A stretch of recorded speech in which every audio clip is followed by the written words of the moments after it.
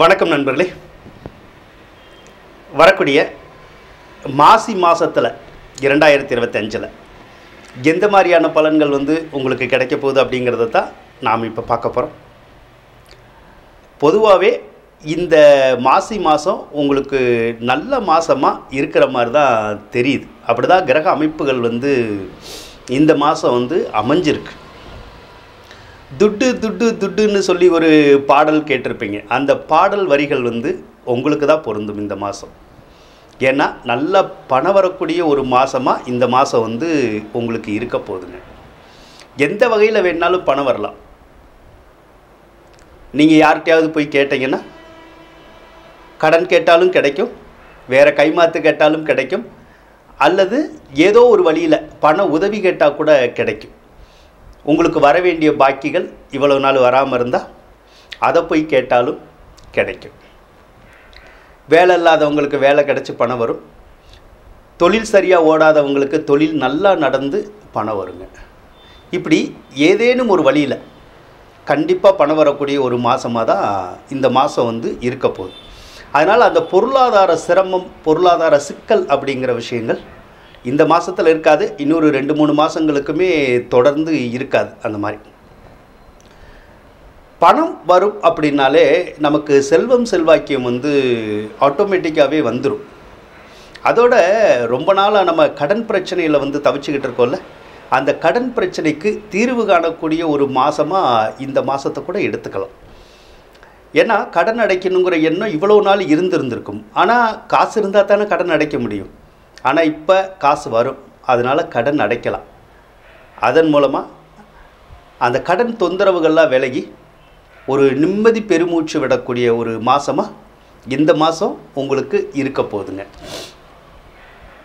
செலவுகள் கொஞ்சம் வரும், பணம் வரும், ஆனால் செலவுகளும் வரும். செலவுகள் வந்தாலும் ஒன்றும் பிரச்சனை இல்லை. ஏன்னா பணம் வருதில்லை, பணம் வந்துட்டு செலவு பண்ணிட்டா பிரச்சனை இல்லை. பணம் வராமவே நமக்கு செலவுகள் வந்தால் தான் நமக்கு சிக்கல். அப்போது வரக்கூடிய பணம் இன்னும் சில வழியில் கூட உங்களுக்கு செலவழியலாம். வீடுனால் செலவழிகிறதுக்கான வாய்ப்புகள் சிலருக்கு இருக்கும்.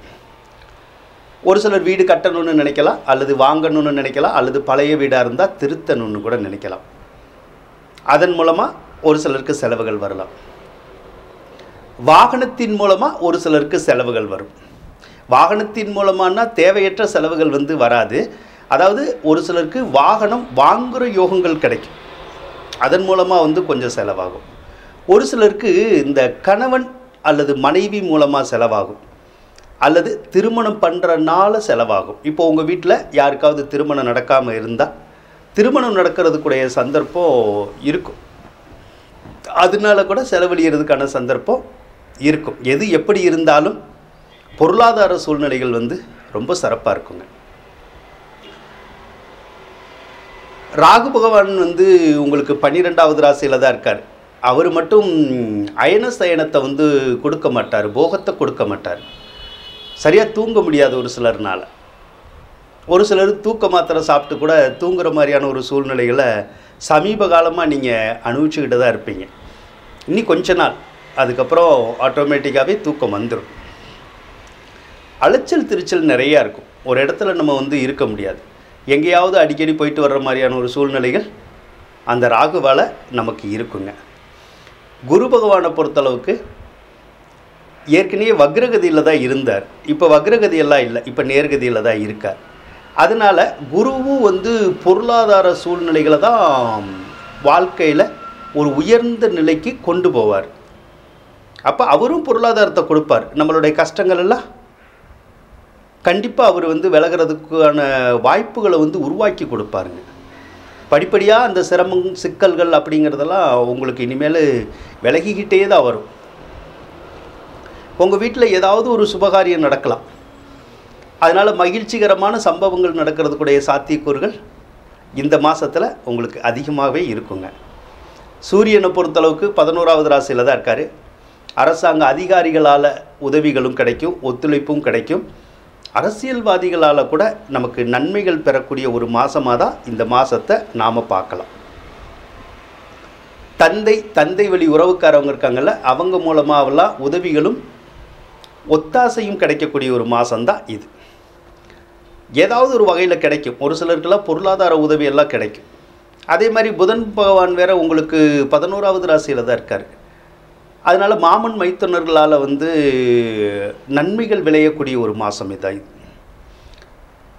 கல்வித்துறையில் இருக்கிறவங்களுக்கு நல்ல முன்னேற்றங்கள் இருக்கும். அதே மாதிரி மீடியாவில் இருக்கிறவங்களுக்கும் ஒரு மிகுந்த நன்மைகளை பெறக்கூடிய ஒரு மாதம்தான் இந்த மாதம். இதே புதன் பகவான் 14ஆம் தேதி மாதம் 12வது ராசிக்கு வந்துடுவார். புதன் 12வது ராசிக்கு வந்ததுக்கு அப்புறமா ஒரு சிலருக்கு வீட்டில் மருத்துவ செலவுகள் ஏதாவது கொஞ்சம் வரும். ஏன்னா அவர் தான் மருத்துவத்துக்குடையவர். அதனால் ஏதாவது ஒரு சில நோய் நொடிகள் வரதுக்குடைய சந்தர்ப்பம் இருக்கும். கல்வி வழி செலவுகள் இருக்கும். ஒன்று நாம் படிக்கணும்னு நினைக்கலாம், அதுக்காக செலவழிக்கலாம். இல்லைன்னா நம்ம வீட்டில் படிக்கிறதுக்குடைய அந்த மாணவர்கள் ஸ்டேஜில் யாராவது இருப்பாங்க, அவங்களுக்காக நம்ம செலவழிக்கிற மாதிரியான ஒரு சூழ்நிலைகள் வந்து கொஞ்சம் வரும்.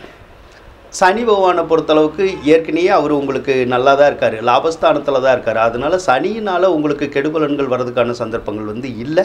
சனியினால் நற்பலன்கள் வரக்கூடிய ஒரு யோகம் இப்போ இருக்குது. சனி எதில் நற்பலன்கள் கொடுப்பார்?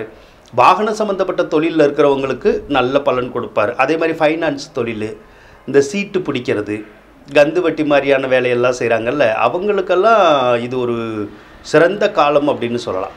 அதே மாதிரி இரும்பு சம்மந்தப்பட்ட எந்த ஒரு தொழில் செய்கிறவங்களுக்கும் யோகமான காலம்தான். இரும்பு சம்மந்தப்பட்ட தொழில்னா கையில் வந்து இரும்பு பிடிச்சி செய்யணும், அல்லது நிறைய மிஷினரி வந்து இருக்கும் அவங்கக்கிட்ட, அல்லது வண்டி வாகனம் சம்மந்தப்பட்ட துறையில் வந்து இருந்துகிட்டு இருப்பாங்க. அவங்களுக்கெல்லாம் ஒரு மிகுந்த ஏற்றத்தை கொடுக்கும். அவங்க வாகனத்துறையில் வேலைக்கு போனாலும் சரிதான், சொந்தமாக தொழில் பண்ணாலும் சரிதான், கண்டிப்பாக அந்த முன்னேற்றம்ங்கிறது இருக்குங்க.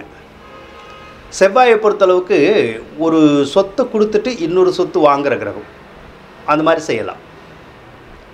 ரொம்ப நாளாக ஒரு சிலருக்கு சொத்துக்கள் வித்திருந்திருக்காது, விற்கணும்னு ஆசைப்பட்டிருந்திருப்போம் நம்மளுடைய கடனை தீர்க்கறதுக்காக, கஷ்டத்தை தீர்க்கறதுக்காக. ஆனால் விற்கிறதுக்கான சூழ்நிலைகள் வந்து உங்களுக்கு கிடச்சிருக்காது.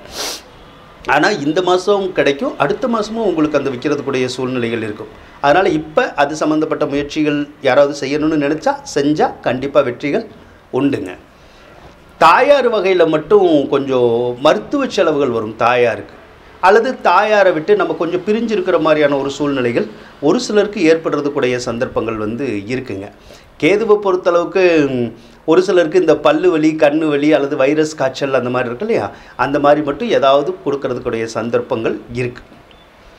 எப்படி பார்த்தாலும் இந்த மாதம் ஒரு நல்ல மாதமாக இருக்கிற மாதிரி தான் தெரியுது. நீங்கள் நினச்ச காரியமெல்லாம் நடந்து உங்களுக்கு வெற்றியை குறிக்கக்கூடிய ஒரு மாதமாக இந்த மாதம் இருக்க போகுது. அதே மாதிரி முக்கியமாக பொருளாதாரம் உயர்ந்து கடன் காட்சி நிவர்த்தியாகி நிம்மதி பெறக்கூடிய ஒரு மாதமாக இந்த மாதம் இருக்கும் அப்படின்னு சொல்லி கூறிக்கொண்டு விடைபெறுகின்றேன். நன்றி, வணக்கம்.